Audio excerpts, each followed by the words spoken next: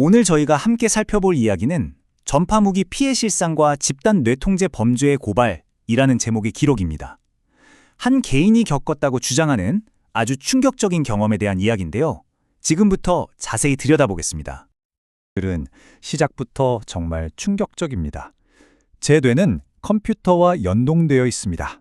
이 한 문장으로 시작하거든요. 글쓴이는 스스로를 지향성 에너지 무기의 피해자라고 소개하면서 앞으로 이어질 증언이 결코 가볍지 않음을 암시하고 있습니다. 자, 이 증언의 핵심이 뭘까요? 한마디로 글쓴이 자신의 뇌는 물론이고 주변 사람들까지 보이지 않는 어떤 공격의 표적이 되고 있다는 주장입니다. 그럼 글쓴이가 말하는 이 무기라는 게 대체 뭘까요? 설명에 따르면요, 이건 위성과 레이저를 이용해서 멀리서 사람의 뇌를 해킹하는 그런 원격 시스템이라고 합니다. 증언은 여러 가지 공격 유형을 고발하는데요. 그 첫 번째로 제시하는 게 바로 신체적 감각을 직접 조작한다는 감각 해킹입니다. 글쓴이는 이 감각 주입이라는 게 3단계로 이루어진다고 설명합니다. 마치 뇌에 직접 약물을 주사하는 것처럼 특정 감각을 레이저로 쏴서 뇌에 주입한다는 거죠. 여기서 글쓴이는 정말 소름 돋는 질문 하나를 던집니다. 만약에 기분 좋은 느낌을 뇌에 직접 주입할 수 있다면 반대로 집단적인 우울감이나 심지어 범죄 충동 같은 것도 만들어낼 수 있는 거 아니냐는 거죠. 여기서 사토라레라는 좀 생소한 개념이 등장하는데요. 원래는 자기 생각이 자기도 모르게 주변에 알려지는 사람을 뜻하는 말인데 글쓴이는 자신이 가짜 사토라레가 되었다고 주장합니다. 이게 무슨 뜻이냐면 자기 생각이 새어나라는 게 아니라 누군가 의도적으로 다른 사람들 머릿속에 자기 생각을 방송하고 있다는 겁니다. 글쓴이는 실제 광고 캠페인에 사용되는 기술 같은 걸로 아주 불쾌하고 끔찍한 생각들을 다른 사람들 머릿속에 전송한다고 말합니다. 그리고는 그 생각이 마치 글쓴이의 생각인 것처럼 믿게 만들어서 사람들이 자신을 미워하게 만든다는 거죠. 공격은 여기서 끝이 아닙니다. 심지어 잠재의식, 그러니까 꿈속까지 파고든다고 주장하는데요.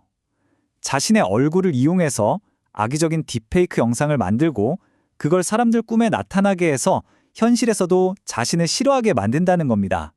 자, 그럼 이런 끔찍한 현상들이 현실에서는 어떤 결과를 낳았을까요?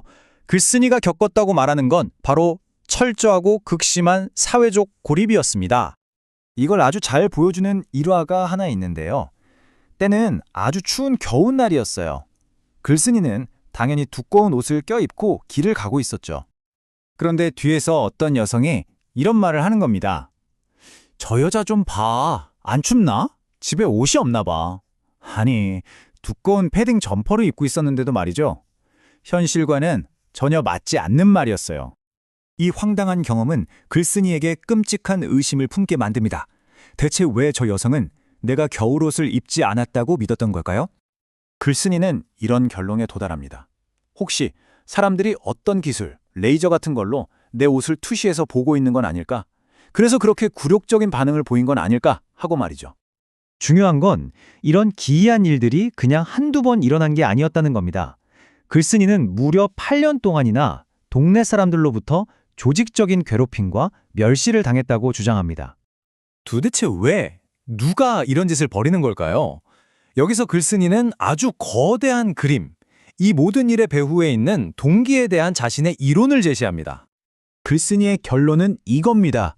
자신은 단지 이 거대한 범죄의 일부, 즉 초점일 뿐이라는 거죠. 이 모든 것은 사실 한국인 전체를 대상으로 한 집단 뇌통제 범죄라는 겁니다. 이게 바로 주정의 핵심입니다. 한쪽에는 평범하고 즐겁게 살고 싶은 현실의 내가 있고 다른 한쪽에는 혐오감을 불러일으키기 위해 정체불명의 세력이 만들어낸 거짓된 이미지가 있다는 거죠. 사람들에게 인위적인 집단 혐오를 심기 위해서요. 이 고통이 무려 20년 이상 계속됐다고 합니다. 중학생 때부터 시작됐다고 하니까 정말 평생에 걸쳐서 설명할 수 없는 고통과 사회적 외면을 겪어온 셈이죠. 자, 이렇게 자신이 겪은 현상과 그 결과, 그리고 배후의 동기까지 설명한 글쓴이는 마지막으로 아주 직접적이고 절박한 호소를 합니다. 가장 핵심적인 요구는 바로 이것입니다. 자신이 겪는 모든 고통의 원인이라고 믿는 이 지향성 에너지 무기를 법적으로 인정하고 즉시 금지해달라는 거죠.